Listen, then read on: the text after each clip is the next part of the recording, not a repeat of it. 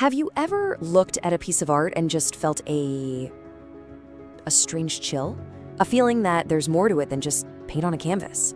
Well, today, we're diving into a story that took that feeling and literally set it on fire. This is the story of a painting that became an infamous and fiery legend. It seems like an absurd question, right? But for thousands of people in Britain back in the 1980s, this wasn't just some hypothetical. No, this was a terrifying reality they believed was hanging right there on their living room walls. So let's investigate the central mystery. Can a simple, mass-produced painting actually be cursed? So this is where it all kicks off, with a single chilling account from a totally ordinary couple, May and Ron Hall. Their home was destroyed, a common enough tragedy, sure, but what was left behind? Yeah, that was anything but common. This quote captures that impossible, eerie detail that would soon spark a nationwide panic. Okay, let's get right into this legend. We're moving from just one single incident to a full-blown phenomenon, a story that really taps into our deepest fears about cursed objects. You know, the supernatural hiding in plain sight. So here's the key detail, the thing that turned a weird coincidence into an actual legend. It wasn't just one fire. The story that spread like wildfire all across Britain was that in fire, after everything was reduced to ash and ruin, this one specific image, a portrait of a tearful little boy, would be found just hanging there on a soot-stained wall, completely unharmed. So how does a local firefighter's strange observation blow up into a national curse? Well, as we're about to see, this fire wasn't started by anything supernatural. It was started by the power of the press. Let's dig into how the media took this little ember of a story and just fanned it into a raging inferno. And this right here is ground zero. It wasn't some ancient folklore or a whispered rumor passed down for generations.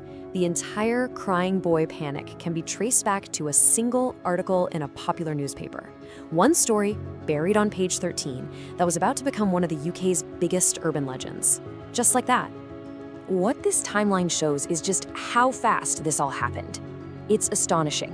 In less than 2 months, the story goes from a curious little report to full-on national hysteria. People weren't just scared. They were actively mailing their paintings in to be destroyed in this huge public bonfire, organized by the very newspaper that started the panic. Talk about a perfect feedback loop of fear. Okay, this is the key to unlocking a big part of the mystery. With over 50,000 of these prints sold, they were everywhere, especially in working-class homes. So think about it. If a common household accident happens, like a chip pan fire, what are the odds that a crying boy print would be at the scene? Statistically speaking, pretty darn high. We've seen the legend, we've seen the media frenzy, so now let's put this curse to the test and bring in the investigators. It's time to separate the supernatural from the science and figure out what was really going on here. Right, so it's really important to get this straight. The firefighters, they weren't baffled by the fires themselves. Those were caused by totally normal, everyday things. The real head-scratcher, the thing that gave this whole legend its power, was the seemingly miraculous survival of the painting. Why didn't it just burn up like everything else? And here is the answer. It's not a curse, just a sequence of simple physics and chemistry. Check this out. First, the flimsy little string holding the picture burns through. The print then falls face down onto the floor. This protects the image itself. But then you add in a fire-retardant varnish and the fact that it's printed on the super dense hardboard that's tough to ignite, and bam, you've got the perfect recipe for a miraculously surviving painting. This quote actually comes from a BBC investigation where they tried to burn one of these prints. And guess what happened? It resisted the flames, just like the legend said it would. But their conclusion wasn't supernatural. As the expert, Martin, pointed out, the most likely explanation was just in the materials themselves, specifically that varnish. Okay, let's switch gears. The fire has a rational explanation, but what about the boy in the painting? I mean, who is he? As the legend grew, so did this dark, tragic backstory. But how much of that was true? This slide just lays it all out, the stark contrast between the myth and the reality. On one side, you have this incredibly dramatic story, right? A cursed orphan nicknamed Diablo who seems to explain everything. But the reality? Well, it's a lot more mundane. The artist was a real guy, Bruno Amadio, just painting for tourists. And here's the real kicker, that whole Don Bonillo story, it was completely invented in the year 2000, a full 15 years after the panic started. So why were these paintings so popular to begin with? Well, they're perfect examples of what you'd call kitsch. You know, it's that mass-produced, super sentimental art that's designed to hit you with a simple, strong emotion. And a crying child, that's a universal symbol of sadness and vulnerability. It makes for a powerful, if not exactly subtle, image to hang in your home. All right, so we've debunked the fire, we've debunked the backstory. The final question is, why was this story so powerful? Why did so many people believe it? Let's zoom out and look at the perfect storm of ingredients that created one of the most memorable urban legends of the 20th century. You know, in the end, it wasn't just one thing. It was this perfect combination. You had a tabloid newspaper that needed a big, sensational story.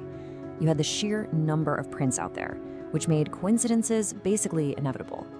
And then you have our own psychology. We are hardwired to see patterns, to create stories. And a sad, crying child is such an emotionally charged image. It's the perfect canvas to project all our fears onto. It just had all the right ingredients. And this really puts the whole thing into perspective. Our fascination with cursed objects is nothing new. From the Hope Diamond to King Tut's tomb, we have this long history of blaming objects for our misfortune.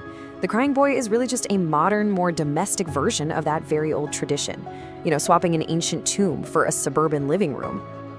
So, ultimately, this is the big takeaway. The real power here wasn't in the painting, it was in the story that people told about it.